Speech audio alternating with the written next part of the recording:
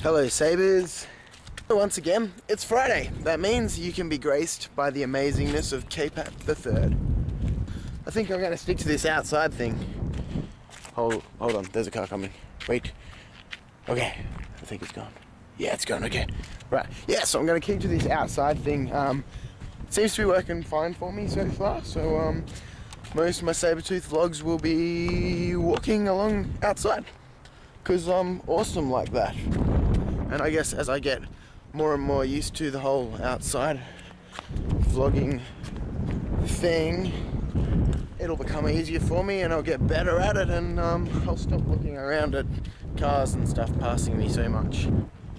So yeah, before we start, as everybody else has done, I'd like to congratulate Emmy. You did an excellent job, and I think everyone can say that we all know who's going to be the queen of week 1. My camera just went foggy. Wait, stop! Go in focus!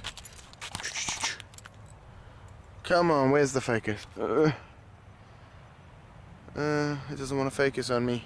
Okay, there we go, a bit more focus. Okay, so I'm blue because it's nighttime and it's plenty of light around here, but for some bizarre reason, I'm blue. And I'm out of focus again. And I'm back in focus. Okay. My YouTube story goes like this. When I first heard of YouTube, it had literally just begun, and it was made up of very short clips and stuff. No like big YouTube people on there or anything like that. I think it was probably 2005, maybe 2006. But there was very little on it. Like, you could probably spend a day on YouTube and watch every single video on there.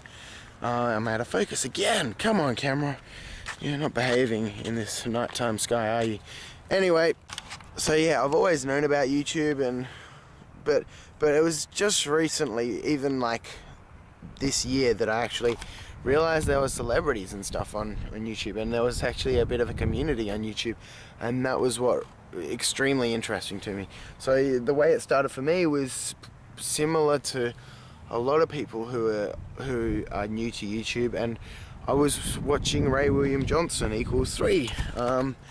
You know, everyone knows him these days. I watched a couple of his videos. Just, you know, my brother would always be watching it, my younger brother, and I just walk past and see him watching it, and I'd watch little bits of it with him because I thought the guy was pretty cool, kind of funny.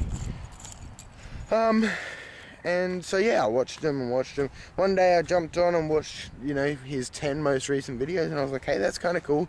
Maybe I can be a part of the whole comment question of the day thing. So I signed up to YouTube. That's when I got my account. And then I was bored one night, and I decided to watch every single one of his videos. So I went to his very oldest uploaded video and watched every single video he'd ever uploaded. Well, obviously there's a lot that he's deleted, you can tell, but yeah, every single one that he still had up at that time. Next thing that I did was basically, there are a lot of people that were made appearances in a number of his videos, but the one that stood out for me the most was the one who made an appearance in one of his very, very early videos, a guy by the name of Dan Brown. And for Sabres, I guess most of you are pretty in the YouTube know, so I hope most of you guys know who Dan Brown is. If you don't, his YouTube username is PogoBat, and I'll put a link to him in the doobly-doo, in the down bar.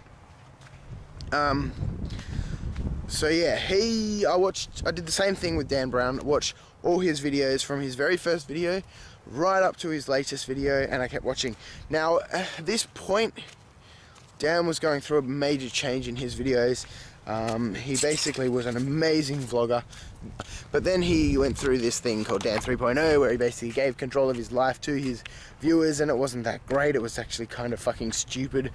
And, you know, then after he quit Dan 3.0, he just couldn't get back onto the swing of what his videos were all about. He's just getting there now, and he's good again. Well, I think he is. Dan Brown to this day is still my #1 YouTube idol, and probably always will be. Anyway, through Dan I was introduced to many others, such as Wheezy Wader, Mitchell Davis, Mika Kitty, and you know, they invited me to many others, and I kept going and going, and basically I've got a very YouTube people that I love to follow and watch, and I watch all their videos. And you know, these days I log on to YouTube and I've got like 20 new videos in my subscription just about every day for me to watch. So you know, I'm never bored on YouTube, which is why I love YouTube so much. Yeah, basically it was Dan Brown's videos that inspired me to start video blogging myself. And you know, he started from nothing, literally a little crappy camera in his living room, just talking about crap, and it was a how to make a Rubik's Cube video that made him take off. And from there he got this amazing following, and I then realized he actually made money from this. And as I was watching the other vloggers, a lot of them made money from it as well. I hated school. I dropped out of school when I was 15, and I went straight into a full-time job teaching martial arts. I haven't looked back since. I don't want to do anything that requires more study. I hate study. So yeah, when I realized that this video blogging was something I could make money from, that at this point was the selling point for me. That's when I decided, okay, I'm gonna start vlogging. And as many people realize, it didn't take off as quickly as I thought it would. I didn't get any attention until, well, a fair while in, when I posted a video about marijuana. Yeah, that's something that gets a lot of views. It was actually me talking about how shit I think it is, and most of the comments were hate comments saying you're an idiot, marijuana's amazing, blah blah blah blah, most of them. And then I learned the magic of tagging, and I started to tag more of my videos, and slowly but surely more and more people started subscribing to me and talking to me, and then I went, oh, this is kind of cool. Then I started searching for other people who are new to vlogging like I am, or newer even. Newer would be better, you know.